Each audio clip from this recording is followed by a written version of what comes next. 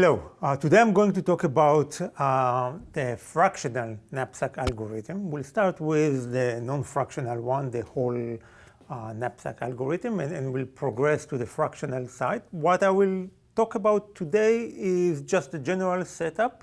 Okay, it's a general algorithm that can be used to a lot of problems of optimal allocation and other problems that interest economists and other people.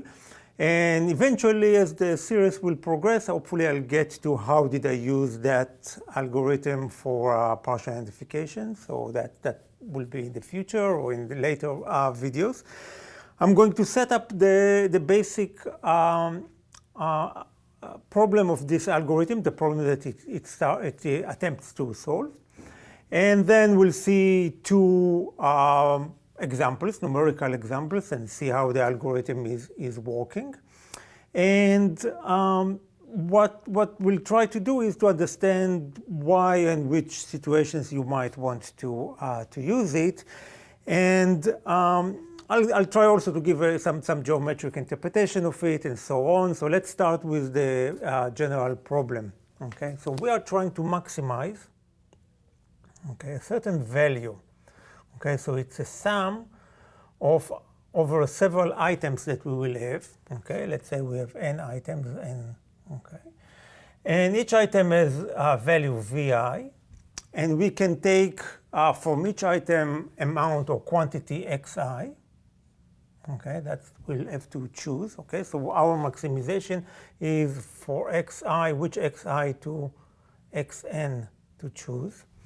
And we are facing the following constraints. First of all, we can't take everything. Okay, so we can take only, again, I from 1 to n. This is the weight of each item, wi, xi, and we are limited to a total w, this is a capital W, of weight that we can carry in our this knapsack. Okay, it's a kind of a backpack. And we cannot, at this point, or we cannot borrow the items or lend the items. So the xi's, each one of them has to be between 1 and 0. Okay, so this is the general problem that we are trying to optimize, or the objective function. And if it reminds you linear programming, it's for a good reason. So we need to choose how much to take from each item here that we can put in our backpack. Okay, so let's see an example, example 1. Okay, let's look at an example with 4 items. So I will write this table. Okay, this will be the item. Okay, so let's suppose we have 4 items to choose from. I'm going to label them A, B, C, that's B, and D. Okay, so first of all, let's write the value V. Okay, V for value. Okay, so and then we'll write also the weight. Okay, so this will be a W. Okay, I'll leave some space for you will see. Okay, so the first item, okay, its value is $60, and the weight of that item is 10 kilos. Okay, so that will be the first item. Then we'll have an item which value $100, and we have 20 kilos. Okay, so 20 kilos worth $100. Then we have something that worth $120. Okay. And it's those $120 weight 30 kilos. Okay, and finally, we have $70 worth of item D, but item D weighs only 5. Okay, so you can sum the weights and see that we have here 30, 60, 65 kilos of items. Okay.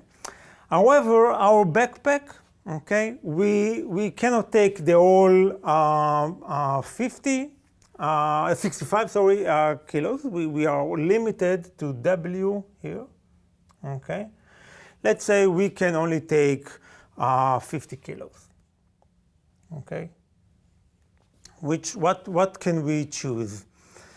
Okay, so and we want to have the biggest value eventually. Okay, so if we carry 50 kilos, we want them to be worth, to have the highest value. Okay, so now we are going to take here and ask ourselves, okay, per kilo, how much is item 1? Okay, so if we take 1 kilo of item 1, how much money are we have in that kilo? So we have the density of dollar per kilo. Okay, so that's the density. It's usually denoted by rho, which will be equal to V over W. Okay, so here it's 60 to 10 is $6 per kilo. This is $5 per kilo. Okay, this is going to be $4 per kilo, and this is great, this is 14. Okay, so now the greedy algorithm, okay, the algorithm that solves, it's called the greedy. Why? You want to take the most dollars, okay, as you go. It says, okay, number 1, the one that worth the most per kilo is that item number D. Okay, I'll call D. So this will be our number 1. So we'll take all the 5 kilos from D and put them in our sack. Okay, so D will be the first choice. Okay, so we already are carrying 5 kilos. Who will be number 2? Okay, that has to be A. Okay, so that's our number 2. Okay, we here are going to take 10 kilos. Okay, so if the 50 was actually 15, we would be done. Okay, our solution would be take all D, take everything from A, okay, and nothing from the other 2. Okay, let's start with a simple example. Let's say the 50 is 15. Okay, so the solution, the greedy algorithm says, okay, we can continue to rank. This will be number 3. This will be number 4. But the greedy algorithm says, okay, you limit me to 15. That's it. Okay, here is the 15. I'm done. I don't need to break anything. I can take all item D, all the 5 kilos from it, all item 1, all the 10 kilos for me. That will fit exactly in my backpack. That's the most. So the value that I will get, okay, if I do that, okay, is 60 plus 70.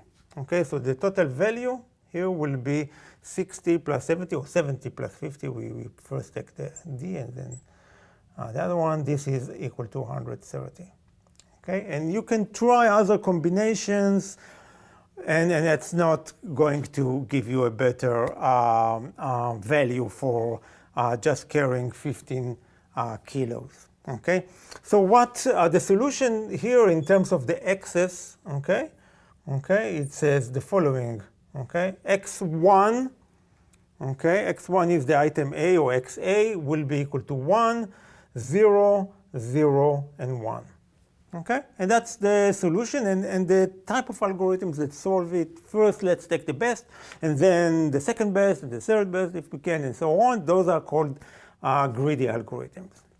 Okay, so for this example, there was nothing fractional. We didn't need to break anything. It was 1, okay, here, and zeros in these places. But nothing need to be broken. Okay, so let's call it example 1. Now let's think about example 2. Okay, same problem. Okay, so it will be the same. Okay, but now let's say item D is not available anymore. Okay, I have only item A, B, and C. Okay, and I'm not going to copy it again. But now number 1 that we had before, not available anymore. We cannot choose it. Okay, so the greedy algorithm says, okay, let's ignore number 1 now and think about number 2 as the best. Okay, so I will put item A in my backpack, in this knapsack, and I will have to carry, again, I still have W equal to 15. It's the same sack that I'm carrying. So first I will say, okay, item A, XA, or X1 is equal to 1. Okay, so that will entitle 10 kilos and value 60. Okay, next one, what should I do? Okay, I want to go to item B, okay, but it costs, or it weighs 20. And I cannot take the whole 20. I need to take just a fraction of it. Okay, so if that's not possible, then I'm done here. I cannot, okay, the 60 is the most I can get out of this process. But if I'm allowed to take a fraction, I can break item B. I can take only 5 kilos out of item B, okay, so 1/4. So this Bx is equal to 1/4, okay? 1/4 of 20, okay, is equal to 5, okay? So 1 times 10 is equal to 10. 1/4 of 20 is equal to 5. And I will take 0 from item C because it's the density of dollars inside this per kilo is the lowest, okay? 0. And again, I will take here only 15 kilos, and that's all I can carry, okay, in this example, okay? And now this is why it's called also fractional Kanpsack, because I'm allowed to take a fraction of the items that are available for me to choose from, okay? And again, this is in this situation, I'm taking 60, that's the total value, plus 1/4 of 100. Okay, it's less than before because that best option is not available anymore. So this is going to be 60 plus 25, it's 85. That's the best value.